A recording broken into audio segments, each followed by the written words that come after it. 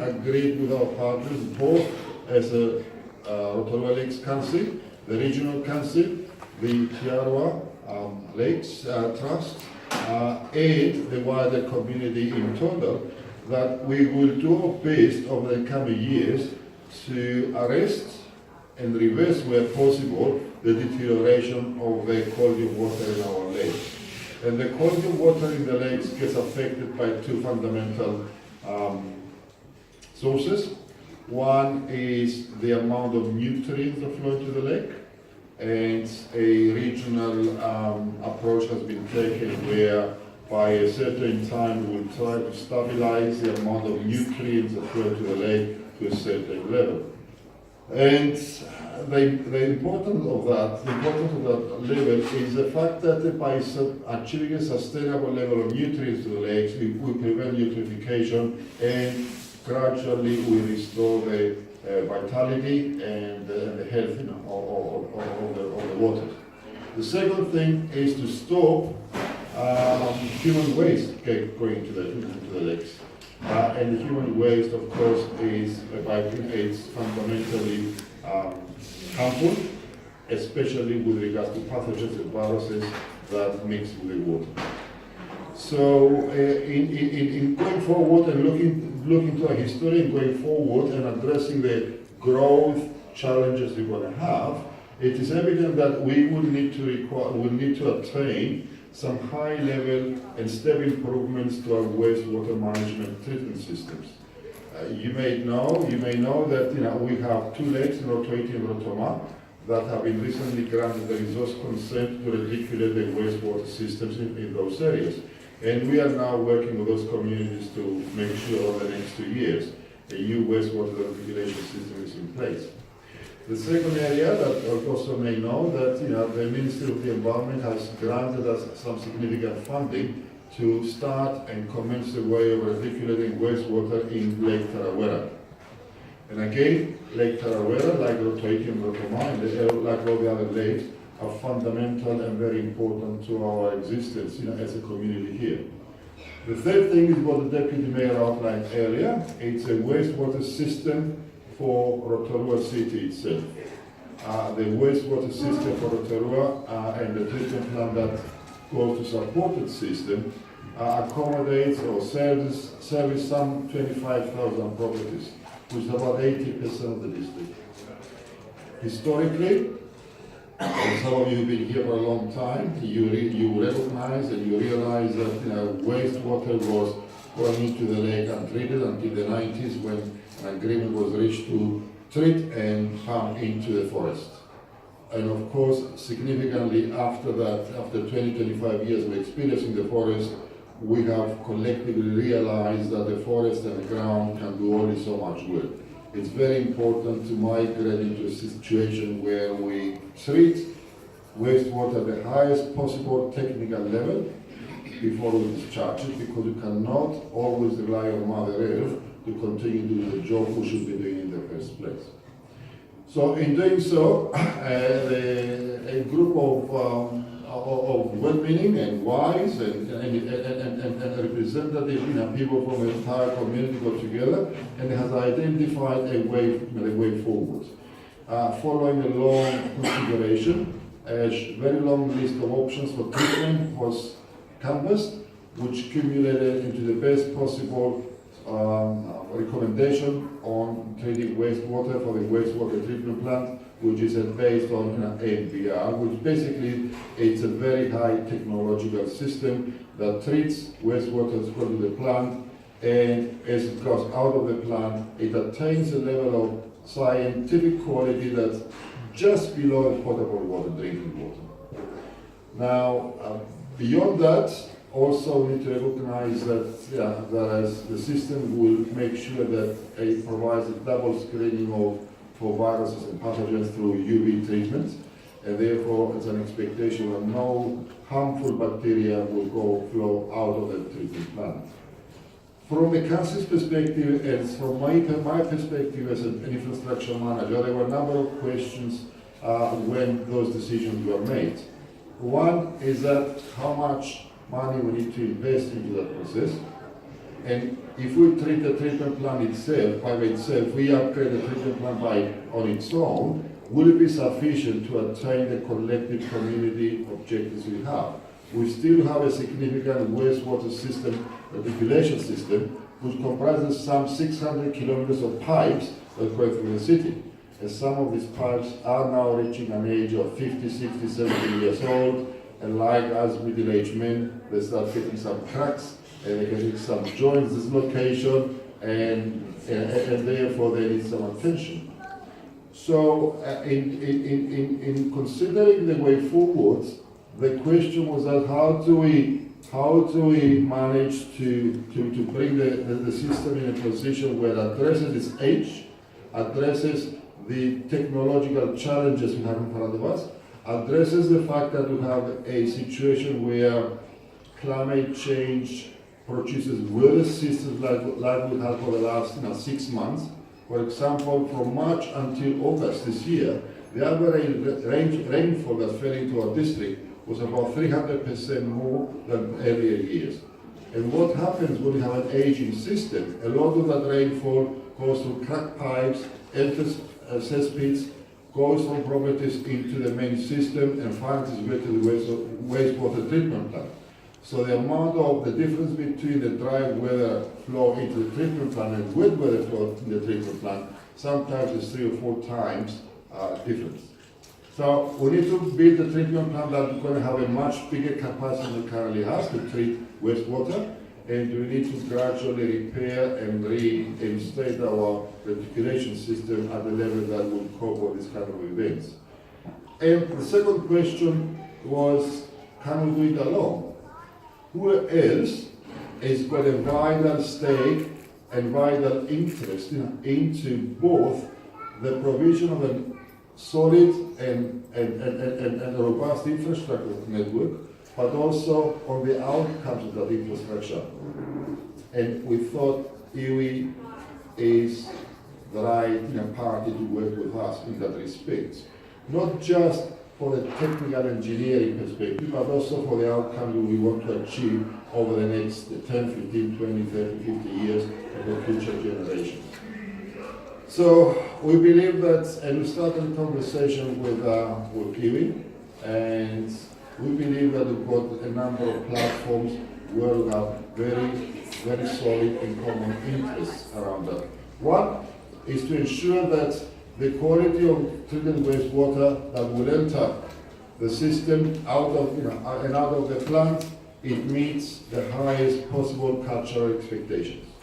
And again, these cultural expectations are not purely, is not unique to Iwi. I think we all as a community have to embrace the fact that we have to make sure that we don't continue to deteriorate our environment. We all know that the condition of our lakes of today, it didn't happen yesterday. Those lakes started deteriorating years and years ago, generations ago, simply because people either didn't know, or didn't know any better, or they couldn't care. Today we care. The second area of common interest with Iwi is the fact that this is wastewater systems. It's a vital community infrastructure. It does not serve just one part of the community. It serves all parts of the community. And whether some people like it or not, Iwi, Maori represent almost 40% of this community, and therefore they've got a stake and a vital interest in that infrastructure. The third area is the area of skills transition. Rotorua is the 10th largest city in New Zealand, but it's still a small city. We only got some 70,000 people, and with projections over the next 20 or 30 years, we might hit 100,000 people. The reality is that attracting, retaining, maintaining, and upgrading technical skills for Rotorua is not always going to be easy. Young people are attracted into larger environments, larger cities. They go to Auckland, they go to Wellington, they go to Christchurch, they go to Dunedin. They go to an environment where they perceive a much higher opportunities for their career. And the reality is that places like Rotorua will always going to have a significant degree of disadvantage in competing with large urban centres. And therefore, in working with Iwi, we have to put our minds together to see what options do we have to create an environment where our young people in Rotorua are given an opportunity to upskill and attain highly technical competencies and retain them here. And especially in the Iwi environment, because as my friend Taru said to me the other day, we're not going anywhere. We're here now, we'll be here for years in the past, and we will be here for years to come. And therefore training our young people in the attainment of these technical skills and give them opportunities to discharge and apply those skills into an environment that is conducive and in harmony with their cultural expectations too, is something you can attain. And the fourth thing, and I don't think we should be hiding behind that too, there is an opportunity for Iwi to invest in vital infrastructure as a business proposition. Council, when has to build significant infrastructure components, goes to the banking sector and borrows money. And we pay that money, the interest of that money, the cost of that capital back into the banking sector. There's no reason at all why some of these returns should not go back to the Iwi as an investment on capital they gain rightfully through settlements, through other endeavors and so on. So we've got all these elements there that brings Council and Iwi together to achieve common objectives, common outcomes, and there is no reason at all why we cannot use the wastewater services management for now and the future as shining model for how best, what other communities to follow. So that's where we are at the moment, and the land contact system, which you will see on a video very soon, is just a small, I think it's just a small articulation and a small manifestation of that common thinking where science and cultural expectations and cultural deep thoughts and feelings and tradition are blended together to achieve something that represents a joint outcome, a collective wisdom, and something that for everyone to be proud of. So to that effect, I'll let Taru to walk us through that, and more than happy to respond to questions after that. Thank you.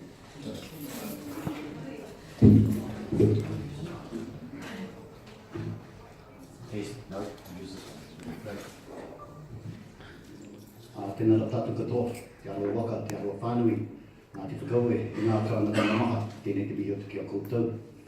E ngā rangatira ngā whaia, a tātou katoa e hui mai nei i raru i te karanga whakapa o te rā, ki te mihi o te kia koutou. Stavros e mihi ana ki a whaia mo tō kōrero e ho, me korua hoki e te mea tuarua o Rotorua, kei te mihi o te kia pūrua, mō reira tēnā koutou, a tēnā tātou katoa. Before I start, I just want to mihi to Stavros because he set a very, very solid platform upon which I consider deliver my perspective of partnership and the outcomes of collaboration to you all. As the chairman of the Te Tatau o Te Arawa, and I want to acknowledge my colleagues who are here, members of the Tatau board. I see Rainer, I see Nahuia, Ken, and Jude, of course, our executive officer, and mihi to you too, Lana, deputy chair of the Te Arawa Lakes Trust. Because together we have a bit of a future in understanding how we move forward in the context of partnership. Now I could talk about the sewage plant design, and I will, But I actually want to just focus a little bit on partnership and what it means to us. As Stavros says, Te Arawa are not going away, we'll be here forever. Whereas councils, in reality, the face of councils do change in 3-year cycles. And with change in 3-year cycles, sometimes the partnership extent might be just measured within those 3-year cycles. So it's important in the work we do right now that we establish the foundation of progress in a true partnership concept. So what is partnership? Now, to me, this is my personal expression of what it means. It means a relationship of respect, of honour and trust. That's what it means to me. It's a bit like a marriage, although I don't think we're going to make the vow that forevermore we shall be linked, to death us do part. I mean, from our perspective, it is a partnership that lives on, and that's the way we intend it to be. So as a chairman, don't want to be measured. I know our board does not want to be measured by what it says so much, but what it does. What it does, converting talk into doing. And in doing that, our board, our Tatau board, represents a cross-section of our people, trusts and corporations, Ngāti Whakaue as the mana whenua for here, pan-tribal organisations such as the Humatango Te Arawa, for example, represents iwi hapu. And when I say these things represents, they were put through an election cycle properly done by the electoral office where our people who are registered could vote. So in respect, I'm standing here hand on heart saying we're mandated by Te Arawa to make certain decisions. And it's going to be incumbent upon us to step forward and make those decisions and have the fortitude to do them when we need to. And we're in a place where sometimes you can be damned if you do and damned if you don't. And damn it, we're going to make a difference. Otherwise we get out. It's as simple as that. So often what we do may not be liked by some, but we always want to try and make sure that the multitude of our people we represent are going to be okay with that. So then it comes down to the process. And when you step back in time in terms of how Te Arawa has been represented on the council, the standing committee was put up in 1993. A number of years, it was a bit of a nihomori, but toothless. And then, of course, in 2012, 2013, as Dave alluded to, there was a whole change, a new visioning of Rotorua. Vision 2030 came up from the council. Tatau, we together. Te Arawa was enunciated in that particular situation. And of course, what happened out of there, a new model of partnership was developed. Te Tatau o Te Arawa was formed. Had to run the gauntlet of some interesting comments from the community, but we ran that gauntlet and we are what we are today, in place and actually operational. So when I started looking at this issue with the wastewater treatment plant amongst other things, and before I do that, of course Rotorua as a bilingual city, came out of Tatau's drive to have this established. It came out of approaching the council not for approval, but for support. There is a difference, and I've always said that there is a difference. We weren't seeking approval, we were seeking support. And a benchmark situation arose, where the council unanimously supported Rotorua as a bilingual city. And that was one of those outcomes. We've got a few others that we've inputted into some of the plans that are pending by the council, where we will have Te Arawa interventions in those spaces. That's what we can do, open up those portals for conversation, and we intend to do that. One of those ones was the wastewater treatment plant issue. A very emotive issue, and rightfully so, because the questions were asked about the water itself, the polluted nature of that water, and how are you going to actually reconcile that by putting it back into the lake? A very polluted lake, I might add. How are you going to reconcile that? How are you going to stop this pollution, ongoing pollution, and make it better? Of course, the council had established a consultation committee, which involved a number of iwi, and over a period of time, they came up with a particular design. And I think in 2016, a paper went to the council. And I remember that very well. It was very clear. This paper went to the council recommending that it go to consent on the design they had. We were put in place last year in January, the end of January last year was our first meeting. Come April, this paper was tabled, and our committee members on council actually were at that meeting in April, and this paper came across the table. And of course, the first concern we had was, there was some noise out there from the mana whenua, some legitimate noise. There are some feelings out there. But quite clearly, the council's mood and time at that point was that they were going to move to consent and vote to consent. And our two members on that committee, in a way, felt that, hell, this is going to go through, whether we approve or not approve, going to consent. And you have to understand the processes of council sometimes, that if you object, then that limits your ability to do anything else beyond that point, other than take the vote. So our members supported going to consent, but with some riders. And that rider was, no, can we delay this until the Māori, until the issues of cultural reconciliation are reconsidered in your design. So take some time out.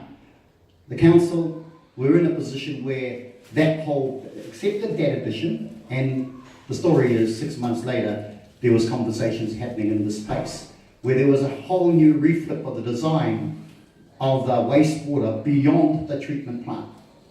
Understand that Western science said at that time that the water going through this plant and through this design was going to be clean to a particular level, and some said it was going to be good enough to drink. Well, okay, that caused a bit of a cordial happening out there, that there were a few people who weren't prepared to drink that water, even though science said that it was clean enough after going through the new modified purification system of a wastewater treatment plant. When it comes out of there in a holding pond, boom, it's fine.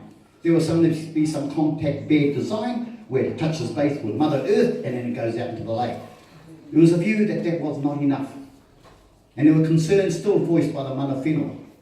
So what happened is that there were a series of further hui held, including those who were adept at mātauranga Māori, because this was not a Western science issue and solution beyond that wastewater treatment plant. It was a mātauranga Māori position. Reconciling te mana o te wai. Now, a number of you have heard that term used often. What the heck does it mean? What does it mean? I hope that this design up here, when we put it on the video, will articulate what it means. From a mātauranga Māori point of view, it goes back to our own stories as an oral tradition and what we value in that space, and our connection to Papa Tūnuku, Mother Earth, and Ranginui, Father Sky. And for some of you in this audience, you may not be familiar with that concept. Let me just quickly race you through how this thing, in my opinion, originates the thought around Mātauranga Māori. As an old tradition, we had no writing. The best we had, and a very good writing, was in carving and whakaero and others, where we told our stories. We were great storytellers and passed our knowledge down through time, through observation between the reaction of Ranginui, Father Sky as it moved, and Papa Tūnuku, Mother Earth, and the children they bore, Tāne Mahuta, the forest, Tangaroa, the sea. We created a whakapapa where they were brothers in that particular estate. So when the Pohutakawa, seen as the whale of the land, huge, tall, grey barnacles, and the whale had a relationship. So when the whale migrated at certain times of the year, the kauri tree, would bloom. So by observation of these phenomena, we connected these dots and we lived in a natural environment where we understood the interactions of each and every part of that estate, of which we were simply a part of that whakapapa and that connection. From the primordial parents of Ranginui and Papa Tūnuku, so we were born. And when we were born, so was everything else born with us. So we see this holistic view of the world, and our world existed on that Mātauranga Māori, our existence within that realm, a system of natural justice, of natural connection. And the penalty for getting anything wrong in that estate is you usually lost your life. You would not survive. So this was an important issue for us in how we translated our realm. So when we get to this wastewater treatment plant, the question that arose was, okay, Western science says it's in this state. Our science says, hang on a minute, let's reconcile this whakapapa of this water. You know, it's got everything in it before it gets to that wastewater treatment plant. Yeah? Ngā toto o te wahine, for example, or ngā wahine. It's got all sorts of things going on that we need to sharpen and shapen in the context of our view of the world. So by the time it gets into that wastewater treatment plant, by the time it goes through the post-treatment plant, by the time it gets into the lake, it's reconciled from our knowledge perspective. From ours. Not everybody else, it's from ours. Can we make that happen?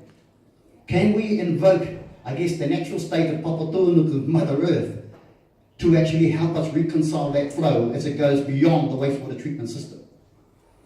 So the design you will see, which came up in front of our people who are adept at mātauranga Māori, and I can name them, but I'm not going to. I know who the elders were, I know who the people around that table were, and they are respected. They're respected in the space. Some may say, I wasn't there. Well, you weren't there, but they were there, and they gave their view on several occasions. The view was, as the water come out of the wastewater treatment plant, it would flow through some gabions, some rocks from the natural estate. It will flow through those. So that was the first threshold. It'll flow on, and then it'll flow through some riparian plantings, some reeds and other things to filter it again. It would flow through a situation where there was some aeration, where the water was bubbled up in air, before it got to a final resting point, before it was discharged, where aquatic life can exist again. So was that good enough?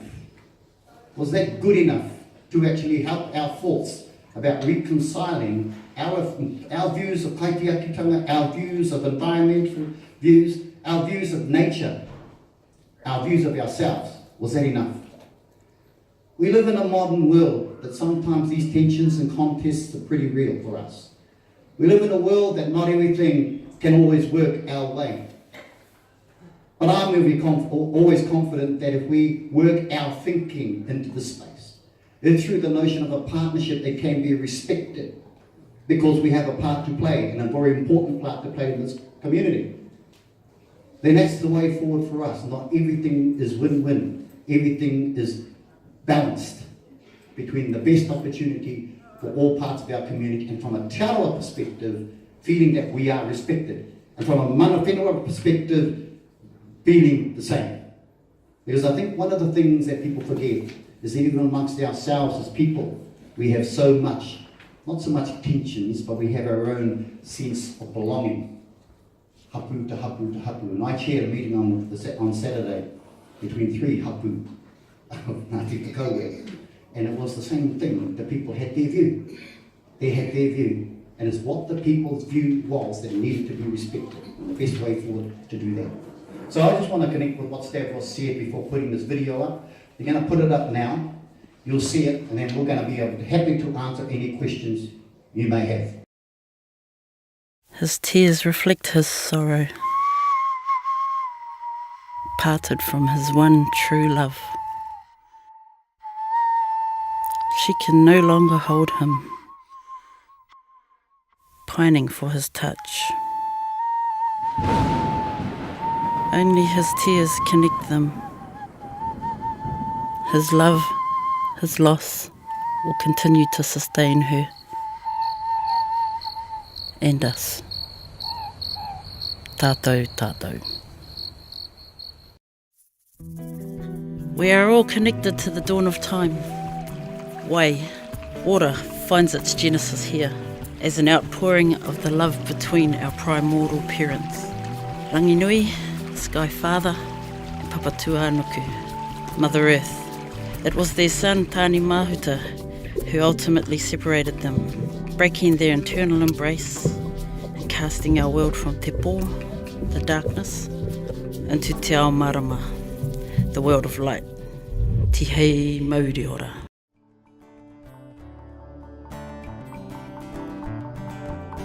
Nau mai, haere mai, ki te ākau o te Ārikiroa, Sulphur Bay here in beautiful Rotorua.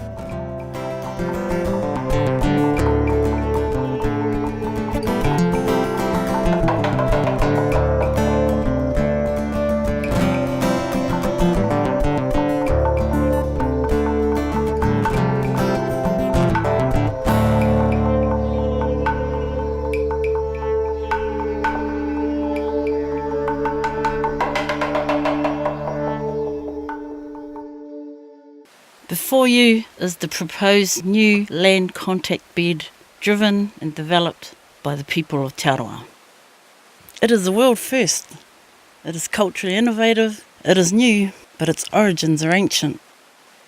The process is underpinned by mātauranga Māori, Māori knowledge, unique to Te Arawa, its people and its lands. The focus seeks to restore, cleanse and regenerate. Spiritual cleansing, restoration of Māori through mimicking the processes of our mother Papatuanuku.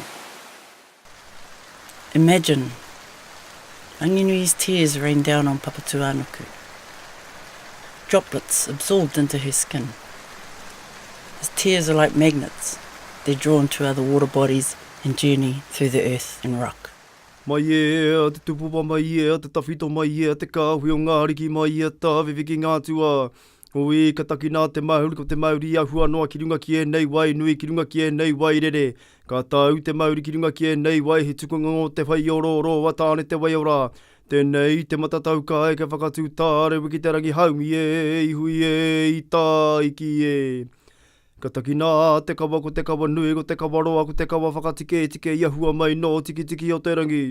I tupu iho ko te pū, ko te weu, ko te rita, ko te taki, ko te pūkenga, ko te wānanga, ko te tāuru, ko te tauira. Tēnei rā, te āwhinu, ko te āwhirangi no te ororo, i o matua. I puea, i te take, i au e nuku i ue warangi. Tēnei, ka hohau ki ringa ki te tupua ki runga, ki te tawhito ki runga, ki te kāhui o ngāriki, ki a puta e nei wai, ki te whai au, ki te ao mārama. Uhi, wero, tau mai te Māori, haumi e, hui e, i tā iki e. The water travels beneath the earth before welling up through to the surface, te ao kitea, returning to the world of light. It then passes through rock and vegetation bands. These gabion baskets hold rocks, stones, pumice, rhyolite and obsidian, all unique to these lands and unique to Te Arawa. Each rock and stone is a time capsule encasing the history of our district, including the Taru White eruption and the formation of the Rotorua caldera. Locally sourced rocks and boulders, carefully selected by hapu and iwi, strengthens the intent to restore Māori as the water passes over and through them. The integration of symbols and whakairo on these kohatu helps to make the water mā. Interwoven between the gabion baskets are bands of vegetation, harakeke, flax, raupo, reeds, to emulate the natural wetlands found along the lake's margins. As happens in nature, having passed through the rock and wetland, filtered water is invigorated, energised and aerated as it begins to rapidly move, spray and crash.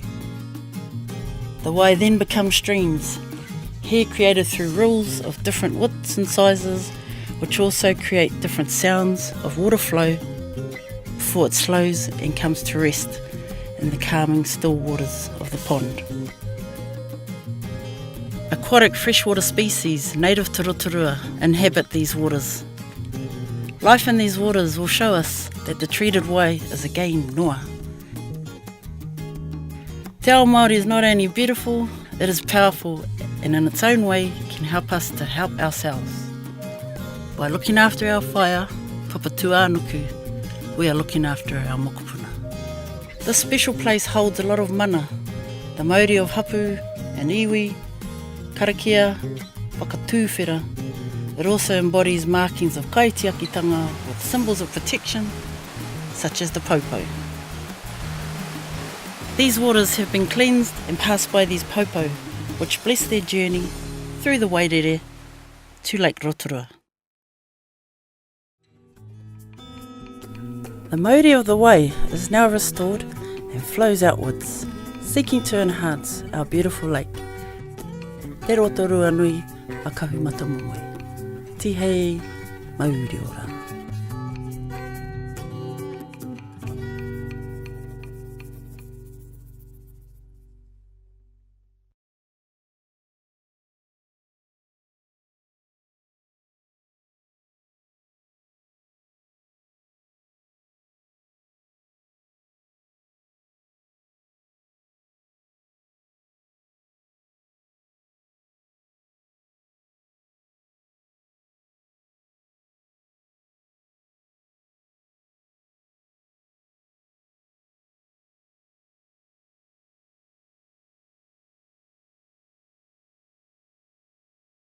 Well, I guess this is an opportunity now to ask questions around this particular option. I just want to pick up at a point that Stavros made, and that was around the possibilities moving forward for Te Arawa in this space. Things as they unravel and roll, there will be a lot of structures and infrastructure developments and designs out there.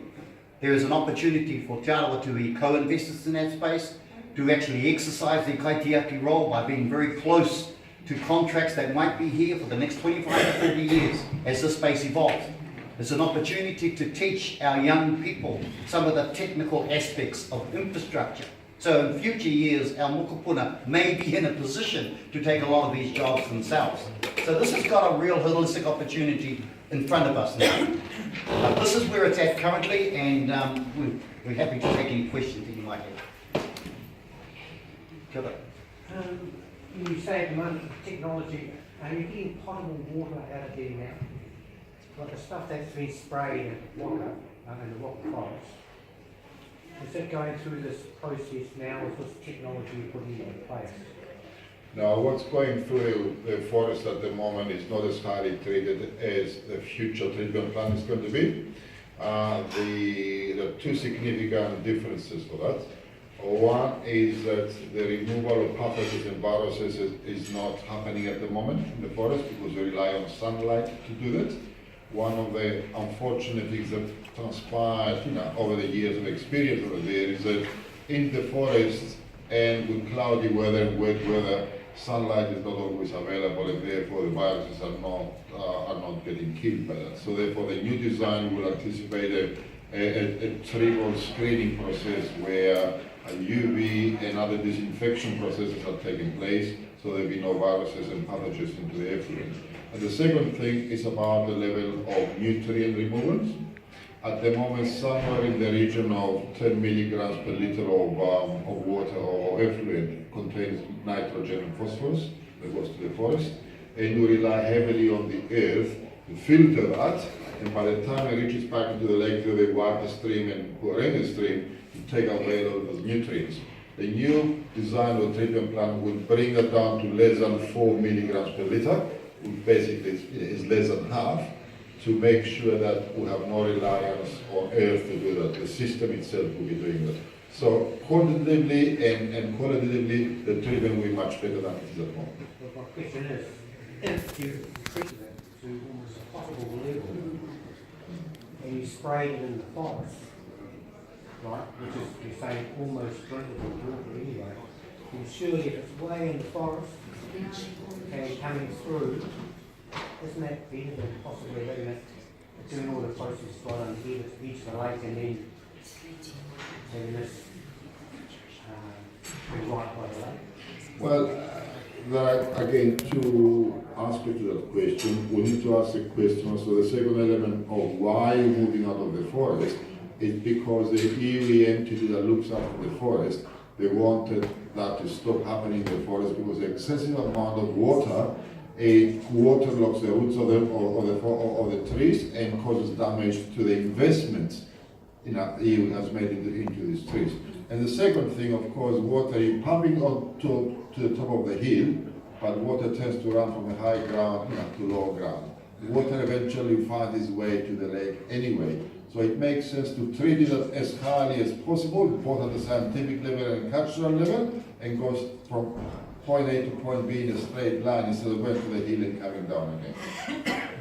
So how much does this project going to cost? Well, the estimate for the wastewater treatment plant is somewhere in the region of $40 million. So in terms of the partnership with Iwi for infrastructure development, the pipes, have you done some thinking about that? What the potential costs would be for Iwi partners to take part in that? Well, as I said, the thinking is that we've been in our project governance group. We've got a representative of Te Arawa sitting in our governance group. So we've been working with that already. The cost for the treatment plant, as I said, is estimated at $40 million. The wastewater system, the reticulation, the pipes in the ground, it's an ongoing process, and every year we spend somewhere in the region of $54 million a year to maintain and renew these pipes. So you can imagine if you go for a 25, 30-year contract, eventually comes to a contract close to about $200 million altogether. And Rhino, if I can just comment on there, from Tatau's perspective, we did lodge in one of our submissions the fact that public-private partnership options were matters that could be of interest to Te Arawa as co-investors in this space. So Stavros mentioned that they've got one of our people in the group, it's Mana Newton, but we've sat around the table now looking at how we can bring Te Arawa into this space. how Te Arawa can be active in this space from an investment point of view. And let me be frank, I addressed an assembly of proposed contractors who've got the technical ability to come into this space, because we don't have the technical ability to develop the infrastructure. It has to be imported in. And so these people from all different places, right? The question then was, how do we interface them with the importance of Te Arawa in this space? How do we involve Te Arawa in this space? So if you want to contract in here, it makes real sound sense that you have people who are from here working alongside you, and if you have someone who can co-invest with you on a business proposition and get some returns as well as the returns in the social sense and construct of offering potential jobs, of training and those sorts of things, then then that is not a bad package under the circumstances. So that conversation is starting to happen, and we will be involving a number of Te Arawa entities who may have an interest in and resources to come into that space. That's exciting. Great opportunity. I have a question for Te Tatau. So are you saying that you are in full support of discharges to the... As it stands now, I mean, you know, if we could find, if there was another solution that made sense to address all the problems that we're now having with our sewage and treatment issues, then I guess I've yet to see that personally as the chair. What this whole process was is that we brought a stop to it at that point. So at that point in last year, when we were around the committee table, we voted in support so that we could put a stop in there. So we could put a pause in there. If we hadn't done that, it would have run a consent process on what they had on the table.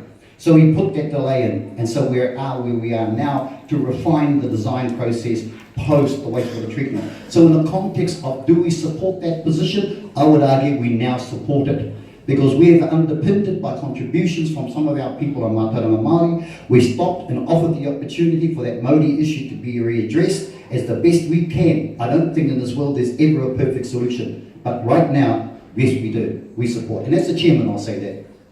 So if I take you back to the hui that we had up with the Tatau. Where was that?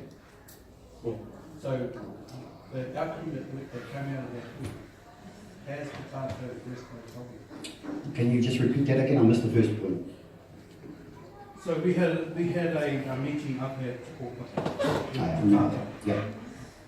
And at that meeting we were concerned with the product. And there were agreed outcomes that we would follow. Do you believe that the Tatau has followed that? I believe to the best of our ability we have. There's some gaps, and one of the things was around, you know, there are some historical grievances with the council that are there. Those were mentioned. We have not addressed all of those because that's another matter that is a long-term relationship issue. This is one of the issues that came up that could impact upon that relationship and those issues. We endeavoured to address it the best way we could through processes, through not only that, bringing people in who could actually apply their knowledge to this. So in that sense, we've done our best, is what I can say. Have we addressed everything? No, we haven't. Is that possible that we can do that? Not in the current timeframes. That is a longer term process. First thing first, we had to come up with some sense of solution reconciliation around this particular issue. So my answer to your question is, no, we haven't fulfilled all of those issues, but certainly in the context of this particular situation, we believe we have. So in saying that, you say that you have been mandated by Te Arawa to make decisions on behalf of Te Arawa? We have been mandated to make decisions on behalf of Te Arawa and those beneficiaries who reside in that space. So I mentioned that we have representatives elected by Iwi-Council. There were 6 members elected there. We have a Kōweke representative, Dr. Ken over there. We have members of Ngāti Whakaue, 2 members from Ngāti Whakaue. We have a pan-tribal organisations, 1 in that space.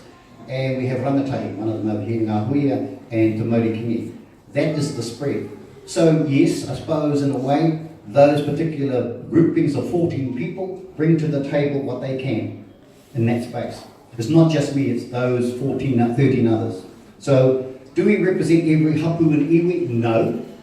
Do we have members on there who make a connect to them? Yes. Is it incumbent upon for them to do that? Yes. Do they do it all the time? Probably not. This is a new partnership with a very constrained resource base. So you know, our view is better we're there than better we're not. And then now we're being better that we're there, well, we've got to perform with what we've got. And you are supposed to be the voice of the Taru White inside council? I'm not the single voice, I'm a voice backed by 13 others. So when I speak to council, I'm actually not around the council table. I'm not a member of the committees, right? We've got those two powerful committees, three. You've got the RMA committee, and that's Gina Mohi. She's a representative on there, and she's a qualified commissioner. We've got on the Strategy, Policy and Finance Committee, we had Anna Morrison, she's now been replaced by Gina, and also Eugene Gurriman Camp. And on the Monitoring and Operations Committee, we've got Awiri Wairu and Potawa Biasini Tuli. I don't represent on that. They actually intervene, they actually influence what happens in that space. But when it comes down to being a spokesperson, obviously as the chair, I stand up and get it. And within that space, though, you are also a Māori organisation with Māori values? Yeah, I mean, I think, you know, I mean, when you're talking about Māori values, I think we all value who we are as a people. I think one of the things we never forget is where we come from. But we also understand too that as we take ourselves forward into a modern world, there are spaces that need to be negotiated and sometimes compromise happens. But one of the things that we don't compromise on are things like kaitiakitanga, for example. We do our best to reconcile that. So the mana o te wai, for example, and that's the position of, I know of the Te Arawa Lakes Trust, there'll be no compromise on that space. What we've endeavoured to do is to actually try and provide some reconciliation in that space. So when you get back to values, yes, we are value driven. We're value driven. We bring a range of skill sets in the Pākehā world, from law to science to IT to a range of other things. But what we do, the most important skill we have is that we're Te Arawa. And so the question on us is to try and apply our Te Arawatanga as best we can. I'd like to just say something, please. Sure. At no time did Te Tatau or Te Arawa make a decision as to the quality of the water to the extent of treatment, and neither did it make a decision where to discharge that water. That was done by a separate independent committee, and the Deputy Mayor, Stavros, could explain that. So the decision of the tangata whenua came through another committee, not Te Tatau or Te Arawa. Yep. It simply received a recommendation back to the full council for their adoption. And could I also comment on the korero Miriana? I respect your question. The Te Arawa partnership and the status of Te Tatau or Te Arawa, Council never has taken the view that the partnership and the position of Te Tatau usurps the authority of any iwi and hapu to have their own particular view on an issue and their own contrary view on an issue. So I just wanted to make that point as well. And Peter, you're correct. There was a consultation group that was set up and an area there. I guess our intervention happened as I described, when the moment happened and we bought some time. Active options. My worry is that everything's pouring down into a little area that's all very attractive, and then just right by the lake, and it's straight into the lake. You know, like the processes might work, the technology might work to say that by the time the water's going in, it's almost drinkable, right? Have, and say, even as investment partners, the people that say own the forestry land where you're throwing basically raw sewage, have you approached them about making their area of parkland, spending money on that land? You say going down the hill, well, going down the hill to me means you have terraces all the way down the hill, collecting, cleaning. It's also miles away from the lake edge. It's like we can build a better purification thing up there, make it a beautiful park, protect all the trees, and the landowners to get some of that $40 million investment. Can I just help with that, the answer to that, and to your earlier question? So in 2021, the consent to spray the treated effluent into Whakareureo forest expires. Now, CNI iwi Holdings Limited, who represent the owners and the various hapu and iwi have mana whenua over whakarewa forest, are strongly of the view that we have to get out and cease that practice. The project steering committee went on a hikoi around various treatment plants around the Bay of Plenty, including Makatu, Te Puki, Tauranga and Te Longa plants. And one of the things we learned is the longer that the water is in a wetland, terrestrial wetland, the more chance there is of it picking up E. coli and other sediments from that wetland. So one of the advantages we see in this solution is there is not going to be that, further contamination of the water post the heavily engineered treatment of it. But back to CNI Iwi and their project, we agreed in consultation with CNI Iwi that we would get out of the forest by 2019, 2 years ahead of the consent expiring. And there was a meeting of all the hapu and iwi who were part of that tribal entity that signed that deed with council to get out of the forest. They don't want us in there. And actually, a member of our project steering committee, who is also a member of the Tūhaurangi Environmental Society, stated at a hui just last weekend, the weekend before this one, that at the end of 2019 the tap goes off. In their view, it's no longer going into the forest, so we have to find another solution. Just to go back onto the comment that was made around Netanyahu's corridor about our representation, and Dave made the comment that all the different hapu and iwi have their right to have direct access, so that there are a number of protocols that hapu have, particularly directly with the council. Certainly, Te Tatau or Te Arawa has no role to play in gazumping or legal interference in that space. That conversation will happen. Where we might end up getting involved if it gets hot, if it gets unreconcilable, and we might have to be involved in some way, shape or form. I'm not sure what that would look like. But at the moment, there's a direct pathway for the hapu to actually enter in conversation with the council. What we provide is a broader view of participation and ensuring that the different issues and knowledge of what's going on comes to the fore, and we can intervene in that space. But the finer details with the hapu comes down to the hapu's job to do that. And we don't want to be involved in there if we can avoid that, but from time to time we may be involved into that space. Just suppose two things I want to reinforce. Ultimately, the statutory authority to make decisions about the resource consent application rests with the Rotorua Lakes Council. The very steering committees, the culture expert group, they form a very significant role in helping the council make the right decision in the context of all the various options and various considerations to be canvassed. So, I mean, that's a statutory responsibility. So council has to take ownership and responsibility of that process. Second thing, I think we keep talking about the water.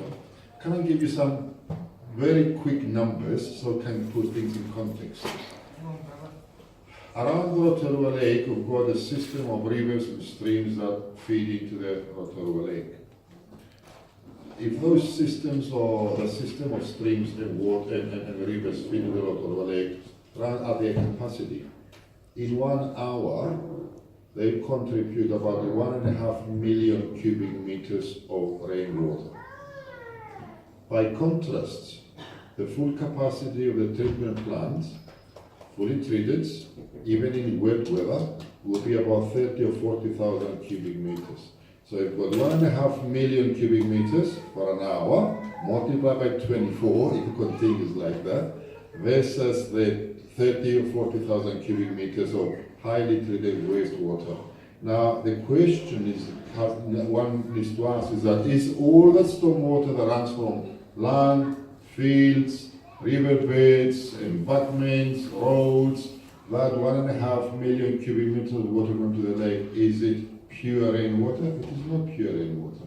So the effort that this community is putting together to treat a very small fraction of that water that goes to the lake at a cost of about $40 million, I think is representative and reflective of the importance the council is putting together with the community to make sure that, to the best of our humane ability, we treat and collaborate to make sure that our personal impact is as little as possible. Okay?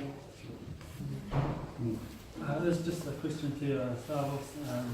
You're talking about population growth in about 100,000 in the next 15 to 20 years. So taking that into account, so you've got probably more water coming through, and more pressure on the infrastructure. With the water flow and the permeability going through the rocks and the wetlands, have you calculated that up? And if you have, so is there some type of smaller model that you've used before you put the $40 million into the model that you want to use? And second part of my question is, there a plan B if something doesn't go right? Would it just go straight from the system straight into the lake? Yeah, I think there are 2 or 3 questions. One is that, is the current model envisaged scalable? If we increase for the projected 100,000 population, the design at the moment will gradually enable that to take place. It might take 10, 15, 20, 30 years to take place, but the system will be able to allow it to take place. The second question is that will it be able to ensure that the treatment capacity of the plant is able to cope with flows that far and in excess of the population. We have heavy weather, for example, here, and yet, as I said, the average daily flow at the moment of dry weather is about 18,000 cubic meters a day.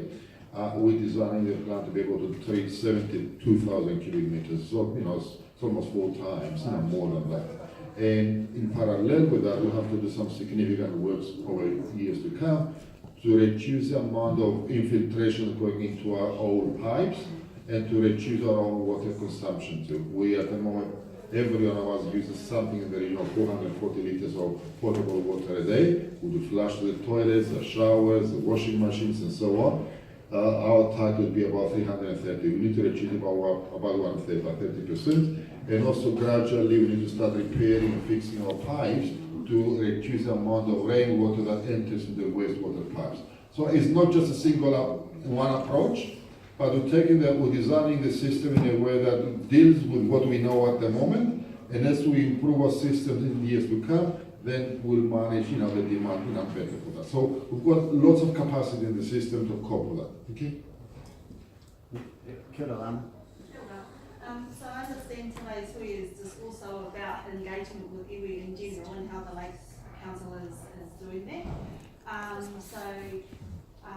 I applaud the Council's initiative and iwi initiative to work together on a solution around wastewater, so that's a very good example of that. Can I move us to the other thing that you're undertaking at the moment, which is the long-term planning and the spatial planning for Rotorua? And I understand that there's hui going on at the moment at a government level as well as various other levels. And I'd just like to seek to have Te Arawa Lakes Trust involved in those discussions around your long-term planning and your spatial planning. And there may be other iwi and hapu that would like to represent and be a part of those conversations also, please. Thank you for the question. So there are, at this stage, forums underway. We used to call them workshops, wano, call them what we like, that involve the councillors, the mayor and 10 councillors, all members of Te Tatau or Te Arawa are invited, plus the members of the Rotorua Lakes Community Board and the Rural Board are attending. Unfortunately, we don't have the space to get a much greater group, but that is just working us to a position where we can then put out a draft long-term plan for consultation. And I think it would be delightful if we had the opportunity to come and have a conversation with Te Arawa Lakes Trust to either before or after it goes out. If that invitation is out there, Lana, I'd be happy to convey that back to Rotorua Lakes Council to come and have a conversation specifically with the Te Arawa Lakes Trust. But anyone, and that includes all hapu groups and Te Arawa entities will have the opportunity to make submissions on the long-term plan when a draft goes out for public consultation. Yeah, David, it would be advantageous if we could be involved earlier, because in my experience, once drafts are formed, it's quite hard to change some of that information around, and it would be more robust, given that a lot of that discussion includes discussion about the 14 lakes, that we're involved during the process of preparing that draft rather than being a recipient of the draft asking to respond. It will be more robust if we're involved at the earlier stage. Yeah, Kia ora. I'll take that back to the Mayor and the Chief Executive, and perhaps Regional Council need to get that message as well. Yeah, certainly. Yeah. Question to Stavros, I'm wondering what the timetabling is for a resource consent to be issued, obviously on the grounds that it would be an acceptable project. This is treatment and discharge. The current planning period is, to lodge a resource consent around November, next month basically. We anticipate that by the time the Regional Council has given us a time frame for the hearing, will be early sometime in the 2018, and then it might take up to 6 months, for that to take place. And that will give us about a year to build, and I can figure a new plan. Is that what your question was? Yeah, thanks for that. I'm wondering if any part of the project for upgrading the treatment plant can start before consent. It may not be necessary for the consent to cover any capital works on the site of upgrading the treatment plant. Of course, wouldn't the consent be mainly focused at a discharge into the open environment? It will be, but of course, on the other hand, too, just let's say, for argument's sake, if the resource consent was not granted, then the council will find themselves in a very peculiar situation of to invest capital money in something that is not consented yet. And also, I suppose, the work to decommission certain current parts of the existing plants can work concurrently with that. But I would say, and to be honest about it, I would not be advising my council to stop and spend capital money without having the resource consent in our hands. Surely you can put another bioreactor in any case. Oh, we could do that. Yes, we could.